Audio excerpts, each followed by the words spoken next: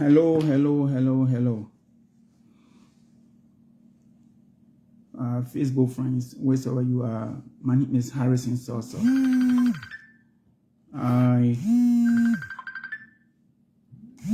Of course, coming in, sorry. My name is Harrison Soso. I just want to share some little history to you about the CDC. I don't normally like to, say things or because, I just want to say it, but I'm here to give you a little concern about the CDC. First and foremost, as I said previously, my name is Harrison Soso. During the formation days of the CDC, I was a part of the process. And I just want to share this with you. What went wrong and then with the CDC? Up to now, what went wrong from the beginning up to now? That the government is very unpopular. And I just want to share this story with you. Be part of it. Let us be part of the discussion. Each and every one of you rather should be part of the discussion. And over time, I will begin to, give little short clips on how I feel about what is going on with party politics under George Weah until 2023, at which time the Liberian people will decide. George Weah did not come out to say, I want to be president of Liberia. That's the first and foremost thing. Unlike some people, let me say it this way. In most instances, people can vie for certain position. I want to be part of this. I want to contest for the presidency of a country. People do that. But George Weah did not decide to contest the presidency. Rather, it was a group of Liberians from the United States and, of course, from that of Liberia. After all the political failures in the country, they decided that George Weah, a popular person, could just turn the country around because he is like us. So meetings were held in Monrovia as well as the United States. Eventually, the group from Monrovia contacted the group from the United States. And the United States group said, okay, what we do, let us have a meeting. People were not too anxious about choosing George Weah to be the standard bearer. In fact, we decided it was a youth movement instead. So, George Weah was invited here in the United States. This meeting was here in James Colley's home, Dr. James Colley, who the former boss at Maritime. So when I had this meeting, people were not too confident about George Weah, becoming president. But the whole thing, the standard bearer rather of the CDC, the whole thing was manipulated. It was James Colley, it was Samuel Tuwe. They manipulated that, oh, if I know just this guy can be president or XYZ. Well, Kofi Woods was not in that meeting. It was subsequent meetings that Kofi Woods were part of. Individuals were also supporting Kofi Woods to be the standard bearer of the party. But because of the popularity and the political maneuvering by George Weah, eventually he was chosen to be the standard bearer of the party, the head of the party, or somebody who was being looked at to contest the election. And that did not go well with some people. Kofi Wu himself, a few other people. So the group divided. The group became divided. When this happened, there were some struggles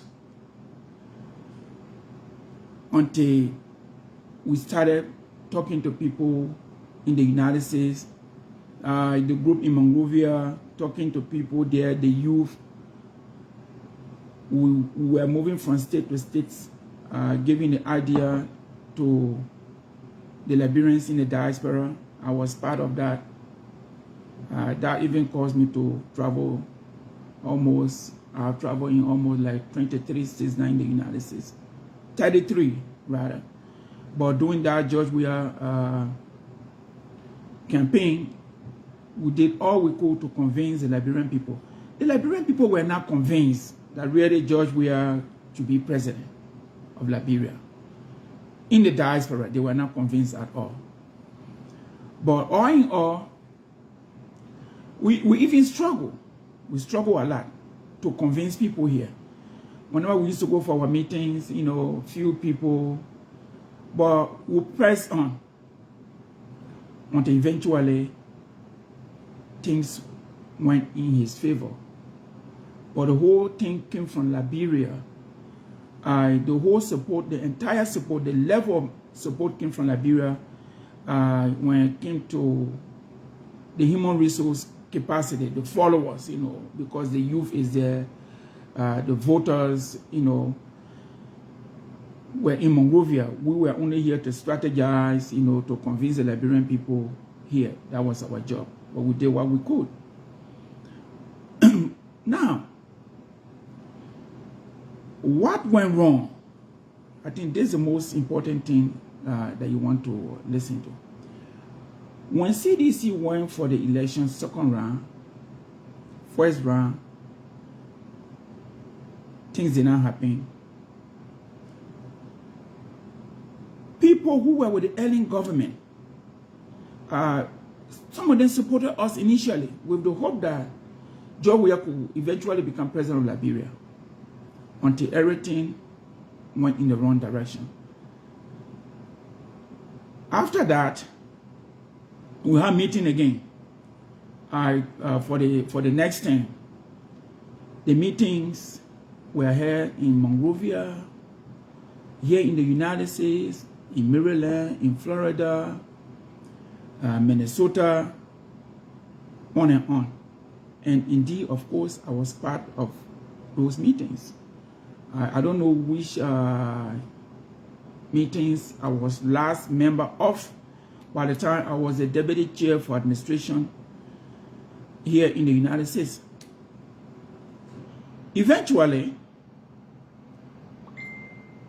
we structured ourselves. We convinced people in the Ellen government to be part of the process.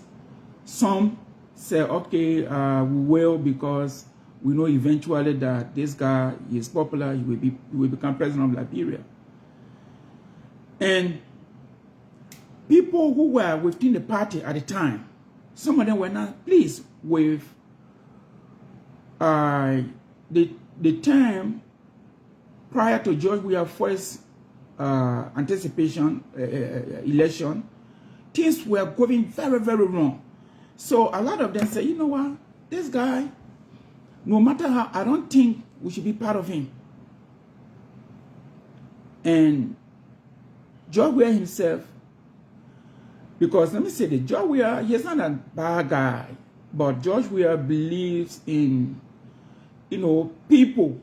When somebody tells George Weah, like, okay, this person is like this, he may not take 100%, but out of the sudden, he creates some level of sentiment, negative sentiment towards that person. And I know that. I'm not talking bad about him, but you know, those as a leader, sometimes he becomes agitated about somebody giving information about another person towards that person. So long story short, the second time, a lot of people said, no, you know what, no matter what, I don't think this guy can be a good president. And some of them left. And just to name few at a time. James Colley, who was one of the strong men for George Weah, left the party. He worked for Ellen. Mr. Gould left the party. Joshua Saki, who was chairman, left the party. Mr. Gould, who was chairman, left the party. Jacob Bangaru, who was chairman, also left the party. And this other guy, again, Vafle Dollar. In fact, it was Vafle Dollar who gave the name, the CDC, Congress for Democratic Change. It was him who proposed that name, one of them. And he was, his name, the name that he gave was, you know, the one that went with the party, the Congress for Democratic Change. Today, you cannot see any of those people with the party. The question is why? Why those heads left the party? Even in the United States, Dr. Nixon, under whose administration I was a deputy chair for administration, you all left the party. Alva Topa, I think we all know that he is no longer with the party. Zakama, under whose administration we went to election, he is no longer with the party. And if my memory can serve me right, Samuel Tuwe temporarily left the party as well. And he came back because George Weah lost Samuel Tuwe very well. And you may say, how and why? Samuel Tuwe, we all know he is a talking person. You know, he has more muscles when it comes to talking. And George Weah likes for people to praise him. When you praise George Weah, you know, he is overwhelmed, and eventually he wants to see you do so all the time. So Samuel Tuwe, you know, he is a talking person. You know, he will praise Sam, he will talk about George Weah, promoting what will happen, including all of us, because we believe in him at the time. We went to election. We won the election, the CDC. And before going to the election, okay, let me just say this now, because you know I'm not here too long. We went to election, we won the election, and the trouble came.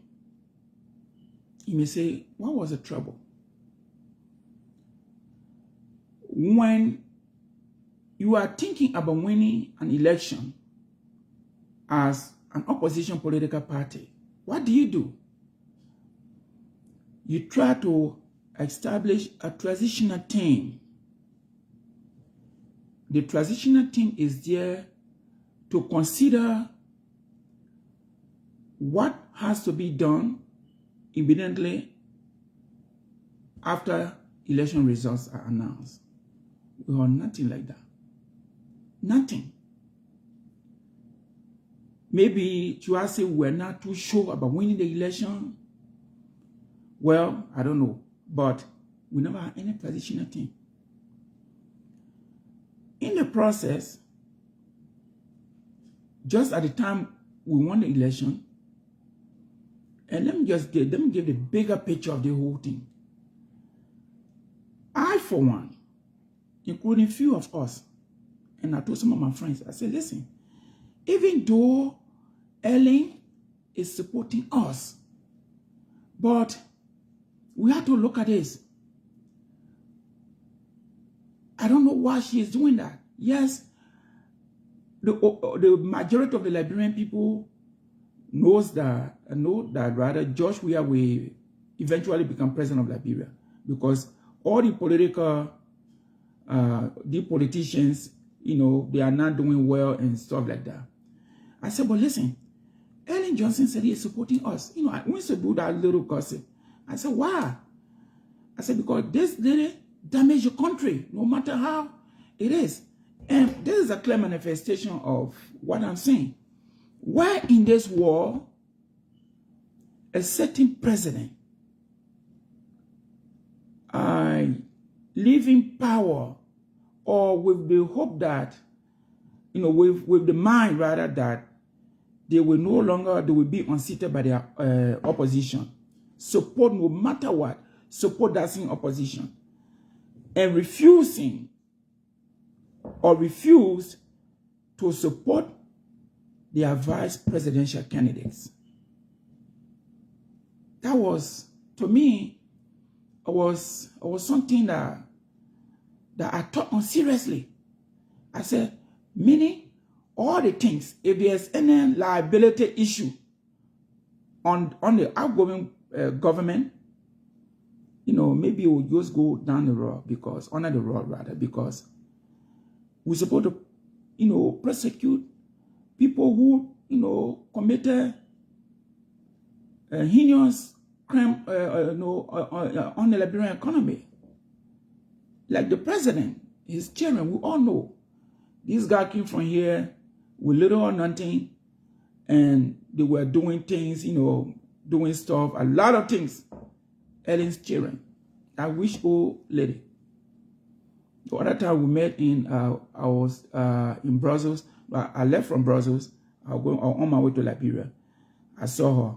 I looked at the lady. I said, yes, this lady. So if I had means, I could just maybe, give a punch. For real, this is serious. Where in this war, Ellen, leaving power, couldn't be prosecuted, or could support rather an opposition, unlike the vice president.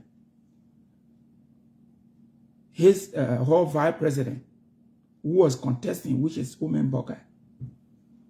And I was like, what is this happening? But long story short, she did that because she did not want to be persecuted for all the things that she did. So, my fellow Liberians, as of now, I don't think you should consider Ellen politically relevant in Liberia. Of course, we are, because of the outcry of the Liberian people, facing problem with this government, Ellen should be blamed. And some of the blame comes on us too, personally. Because, yes, we supported the CDC. We are founding members of the CDC, but we did not do wrong, because in the dynamic of politics, there are always oppositions parties, political parties. So we did what we could, but I don't think personally we can be held responsible because of what is going on in the government. Having said that, to summarize, Ellen did not support Joseph Boakai. When George Weah went to power, not knowing what to do, because I know it, there was no transitional team. Then the formation of the government became a problem. John Brown will go, so, Mama, why you raising me? Also say so. And if I'm saying this, prove me wrong. The few appointments George Weah made in government were very alarming, negatively in the minds of the Liberian people. Oh, the person went back. One of the things, Harrison, I have not seen Mama C. Kaba. Oh, Mama C. Kaba, the deputy minister for society. So I said, we were confused. I told the then chairman at the time, Ato Zakama, that, well, you know what, listen, my brother, I'm leaving. I said, I'm not going to stay here and lose my job in the United States, so I have to leave. The transitional team so-called transitional team, which of course I would say there was no transitional team. The CDC chair at the time, Arthur Zakama, should have been part of that team if one was ever in the making. Nothing. I said, Zakama, as I'm leaving. So, my Liberian people, as I'm about to end this little podcast, please vote. Comes 2023. Vote for the party you believe in and the individual you believe in. For the betterment of Liberia.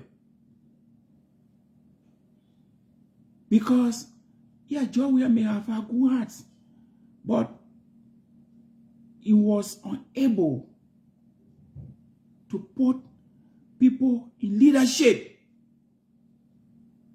That's what caused a government like this. He was unable to put people into proper positions. We have some qualified guys here in the United States, even in Liberia. And as a leader, you need to believe, have this concept of check and balance. Since George Weah government, if and only if there has been one, I don't know, you need to reshuffle government, especially when people are crying, your people are crying. You have to reshuffle the government so that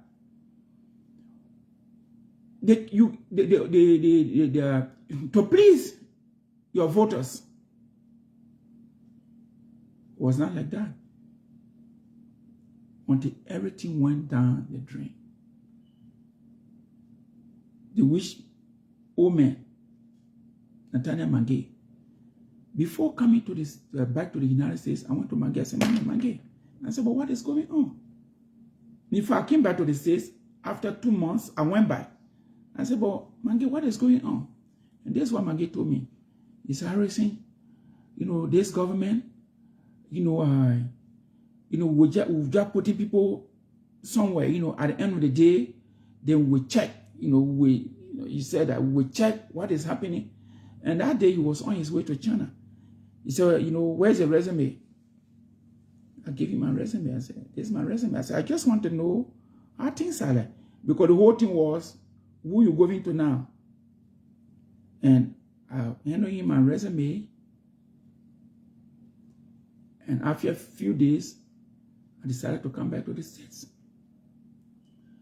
But the worst of the appointment in government was just resting on one person, Nathaniel Mangue, because he was with the president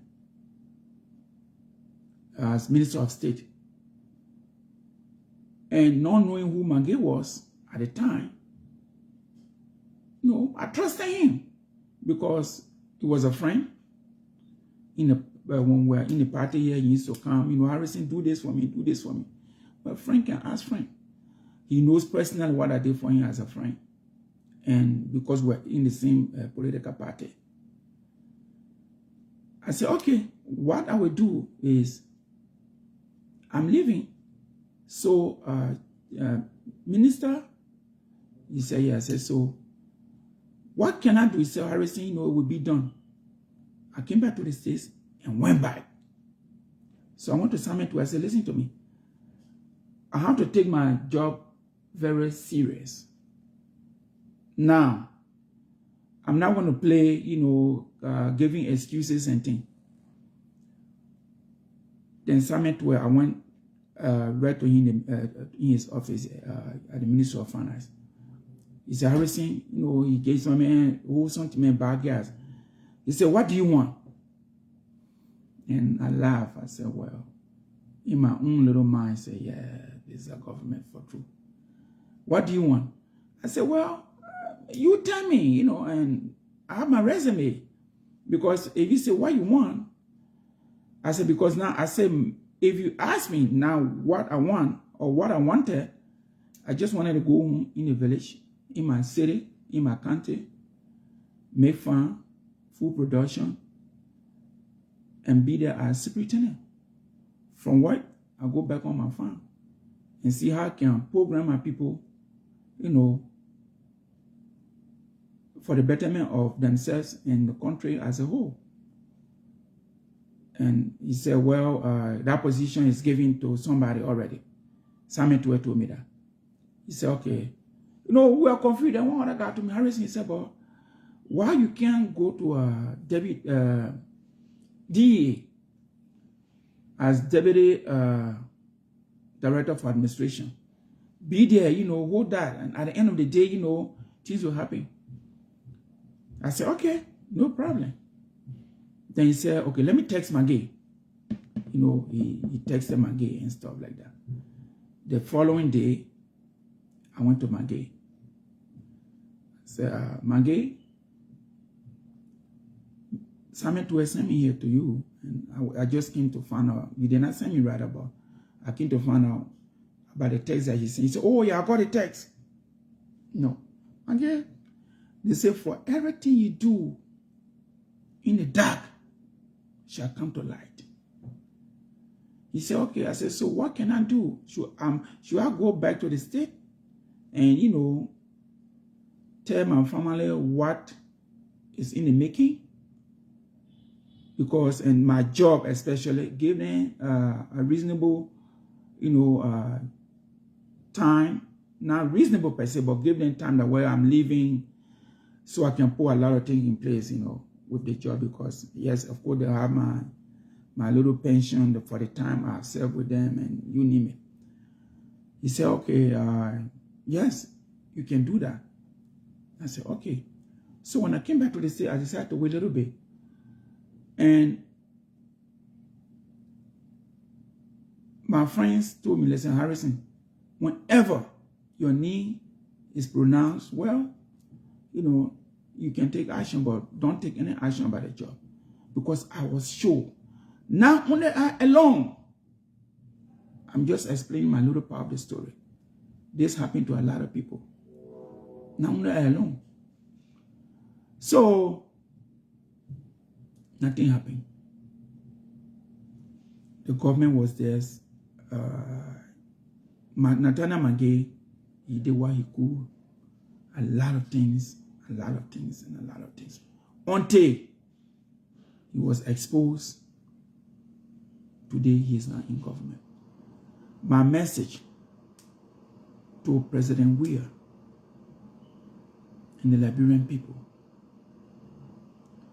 Please, Mr. President, we know the history of past presidents. You know it. I know it. We know where they are today. Do everything for us to have free, fair, and democratic elections.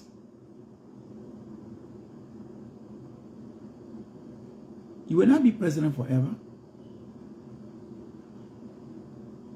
If there's a possibility for the Liberian people to elect you as president, so let it be. If you think I'm qualified, I'm not supporting the CDC any longer. Anyway, but for the betterment of the Liberian people, if you think I'm qualified like any of us, you can call them. You can call us to come and help because, you know, to run the government. Nothing happened with that. But I'm just cautioning you to do everything possible to have this election done. Have this election in a peaceful manner. Don't let this guy tell you, oh, Mr. President, you know, if I were part of the government, maybe I could do the same. You know, but let me be very candid to you. The elections in Liberia comes 2023 is crucial. If not, I'm not praying for this, and I hope it should never happen. If there's anything, it will not be good for you alone. If you will be elected, so let it be. If you will not be elected peacefully, you will sit down, you have some investment in the country, just as Ellen is there, peaceful election, you sit down, you know, we all can meet at the SKD. I know you lost sport. We can spoke together. We can interact, and they will respect you as former president. Don't let these guys, these crooks. Mr. President, I did not argue with you one day. Even when we were having doing our CDC days, I respected you. You know me personally. I honor the table, above the table, and you name me. So, don't do anything to derail the election comes 2023. Don't do it. Because God forbid, if anything goes wrong, it will not be good for you as a president. And eventually, there will be chaos in the country. You don't want that. So, I'm kind of asking you to conduct this election as planned without any form of manipulation. Please do that. I want to say thank you for listening. I will be brief next time so that, you know, to clear myself the story. Let us do what we have to do for the betterment of the Liberian people. Some of us, we are not looking for government job. We want a government, an atmosphere where you will come, you walk to National Investment Commission, you bring friends, and you know, let us go what we are doing as a country. I want to tell you, thank you very much. For those who are part of this little podcast, I want to say thank you. Please vote for the candidate you think will move the country forward. If you think George Weah is doing good, yeah, vote for George Weah. Nothing happened with that. So, thank you. And I wish you, today is Sunday, I wish you a very ending weekend. Thank you very much. Bye-bye for now.